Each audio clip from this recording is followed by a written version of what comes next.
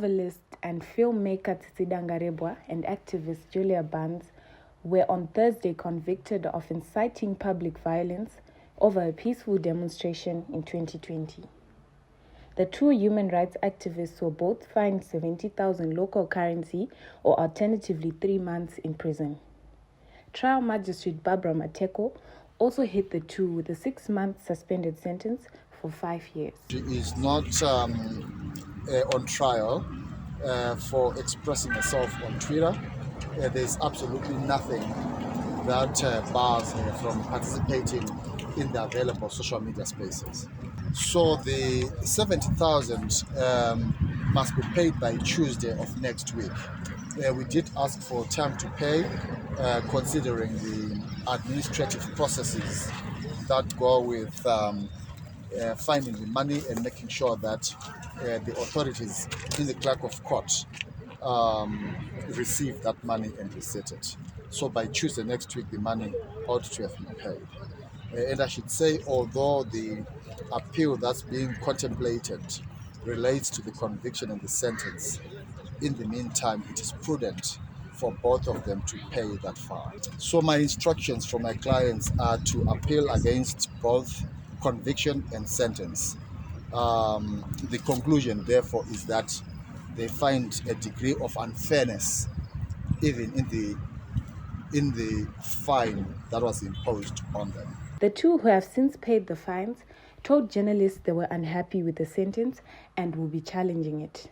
We have been found guilty by Magistrate Barbara Mateko of having committed a crime, which is of attending a meeting with intent to incite violence or breach of the peace or acts of bigotry. We made it clear that that was not our intention. However, the court has found that that is what we in fact did. And therefore, we have been given a suspended sentence of 6 months, suspended for 5 years.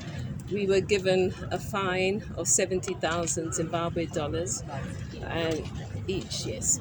And so that is a fine that we have paid. Dangarebwa expressed concerns over what she said was the suppression of freedom of expression in Zimbabwe, accusing government of taking advantage of their authority to intimidate citizens.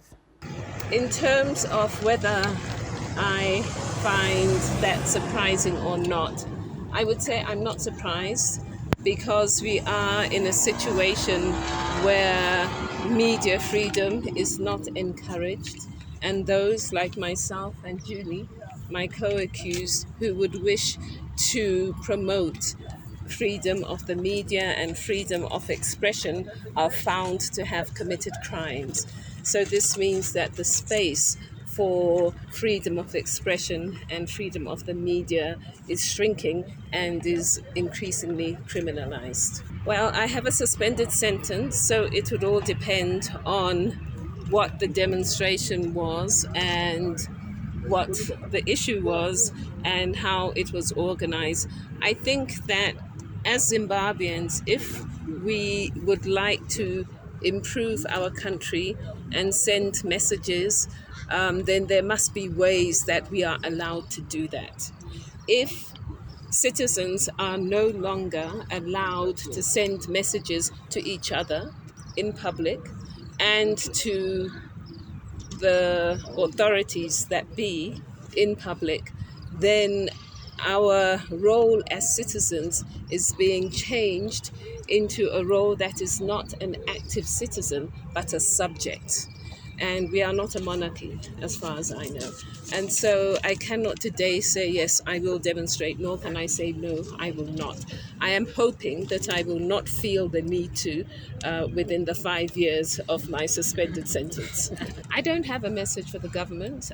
If I had a message for the government, I would be in politics. I am a writer, and as a writer, I engage with other citizens. And so my engagement is always with citizens.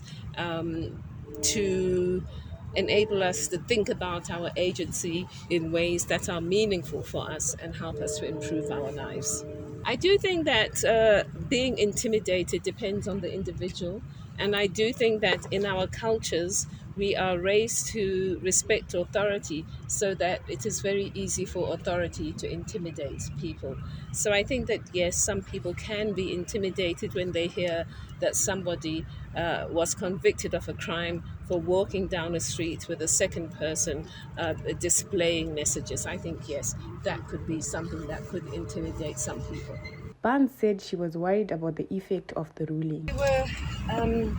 Both of us were and are continue to be concerned of the impact of this for our family, our friends, but our family more than anything. And it is stressful.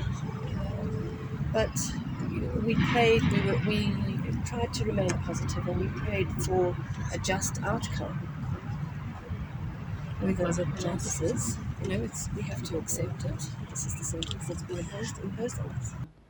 It was an eventful day at the courts, with police trying to bar Barnes and Dangarebwa from addressing the press. Let's go. All right, we are being moved by the police, so we're moving. The two who were arrested in 2020, as government clamped down on dissenting voices, had to wait long before being convicted. Ruling, which was initially supposed to have been delivered in the morning at 11:15, was delivered in the afternoon at 2:15.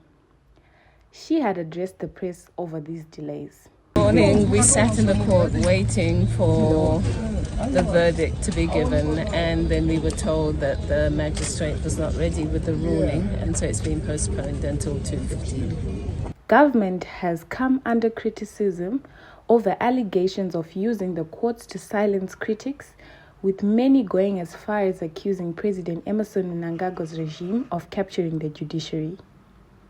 The conviction of Dangarebwa has already been seen as another heavy-handed approach, which is likely to irk Zimbabwe's Western partners. Lady Gomera, Harare Magistrates Court, reporting for HSTV News.